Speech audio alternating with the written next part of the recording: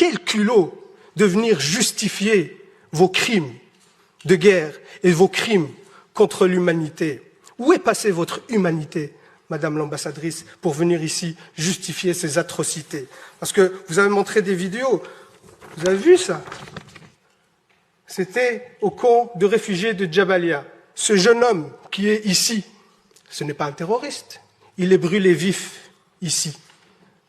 Parce que votre armée a bombardé un camp de réfugiés. Ici, c'est le bombardement d'un hôpital. Un hôpital avec des victimes civiles. Votre armée a tué en quelques mois autant d'enfants que sur les 4 dernières années dans tout conflit confondu par le monde. Et ça, vous venez le justifier.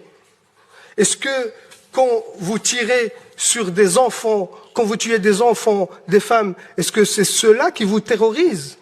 Aujourd'hui, c'est ceux-là que vous appelez des terroristes et que vous luttez contre. Quand vous bombardez le peuple libanais par du phosphore qui est interdit par le droit international, c'est pour lutter contre le terrorisme.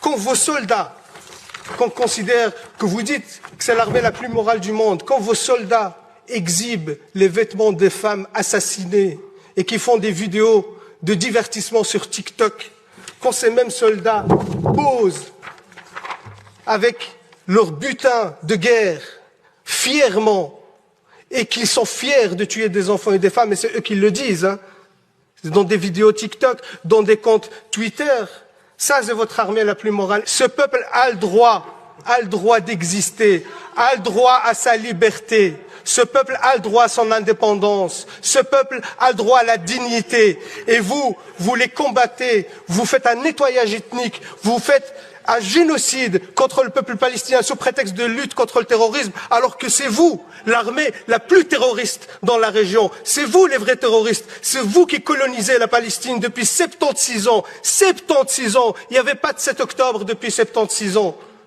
Toutes les résolutions de l'ONU que vous avez violées, vous ne respectez aucun droit international. Vous êtes un État voyou. Même au sein de l'Assemblée nationale de l'ONU, les autres États, ils quittent la salle quand votre Premier ministre, le chef d'un gouvernement d'extrême droite, prend la parole. Les autres États quittent la salle parce que vous êtes devenu un État paria.